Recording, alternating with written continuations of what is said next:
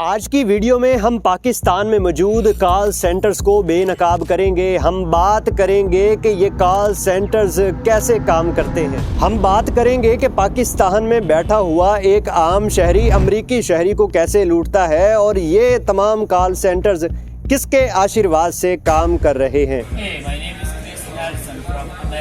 اس سے پہلے کہ یہ اقبال کا شاہین پاکستان کو ایک اچھی راہ پر گامزن کرتا، لیکن یہ شاہین دیمک بن کر پاکستان کو ہی کھا رہا ہے۔ کیسے یہ شاہین پاکستان کی عزت کو پامال کر رہا ہے۔ وہ دور اور تھا جب صبح کے میسیجز آتے تھے اور کہا جاتا تھا کہ مجھے لوڈ دے دیں، لیکن اب اے آئی کا دور ہے۔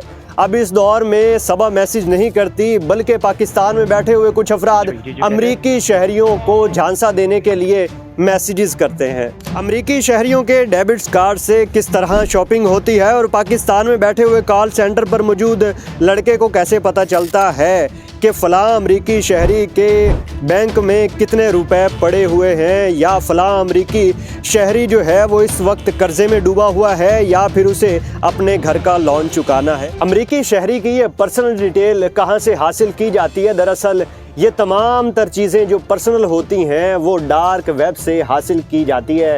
جی ہاں ناظرین، وہ ڈارک ویب جہاں پر آپ دنیا کی تمام تر ایسی چیزیں حاصل کر سکتے ہیں محض پیسوں کی عوض، جو لوگوں کی پرسنل ڈیٹیلز ہوتی۔ ڈارک ویب سے حاصل کردہ ڈیٹا صرف ایک بار استعمال ہوتا ہے، یعنی کہ یہ تمام تر چیزیں ڈارک ویب سے ایک کال سینٹر اپنے پاس لیتا ہے، اور جو اکاؤنٹ ایک بار ڈبہ ہو جائے وہ دوبارہ ڈبہ نہیں ہو سکتا۔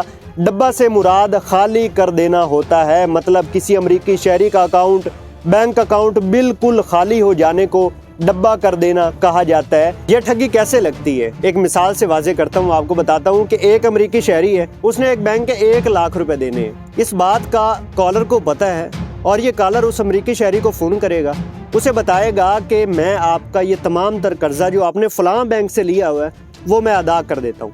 آپ کو کرنا کیا ہے؟ میں یہ ادا کر دیتا ہوں، ہمارا نمائندہ آپ کی طرف آئے گا، آپ نے آدھی رقم اس نمائندے کو دے دینی ہے۔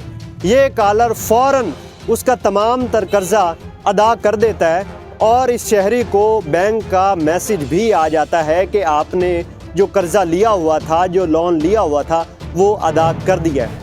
اب شہری جو ہے وہ مطمئن ہو جاتا ہے، اور کالر کے بھیجے ہوئے بندے کو، جو خود کو بینک کا نمائندہ ظاہر کرتا ہے، امریکی شہری آدھا حصہ وہ اس کالر کے جو نمائندہ ہے، یعنی کہ جو بینک کا نمائندہ بن کے آتا ہے، اسے دے دیتا ہے۔ جس بینک اکاؤنٹ سے اس امریکی شہری کا قرض ادا ہوتا ہے وہ اکاؤنٹ بھی فیک ہوتا ہے، مطلب کہ وہ اکاؤنٹ بھی کسی دوسرے امریکی شہری کا ہوتا ہے۔ جب اس اکاؤنٹ سے قرض ادا ہوتا ہے تو فوراً بینک الرٹ ہو جاتا ہے، اس کو پتہ چل جاتا ہے کہ یہ کارڈ اب ایکٹیو ہو چکا ہے اور فلاں اکاؤنٹ میں اس کے جو پیسے ہیں وہ منتقل ہوئے ہیں۔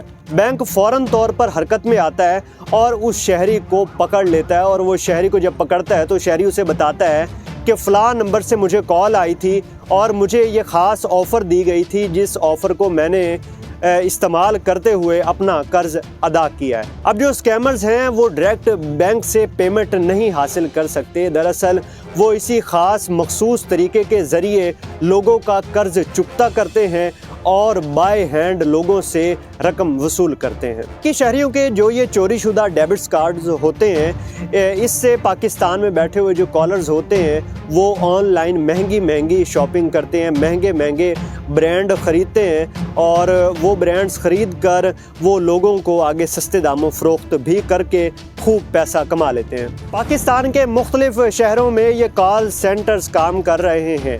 لاہور ہو، کراچی ہو، اسلام آباد ہو، ملتان ہو، فیصل آباد ہو، یہ کال سینٹرز پاکستان میں بے انتہا ہیں۔ ارغمان کیس میں یہ بات واضح ہوتی ہے کہ یہ کال سینٹرز کس قدر بااثر لوگوں کے آشرواد سے چلائے جاتے ہیں۔ ہمارا اس ویڈیو بنانے کا مقصد آپ لوگوں کو یہ بتانا ہے کہ کس طرح سادہ لوہ انسانوں کو لوٹا جا رہا ہے، تو لہٰذا محتاط رہیں۔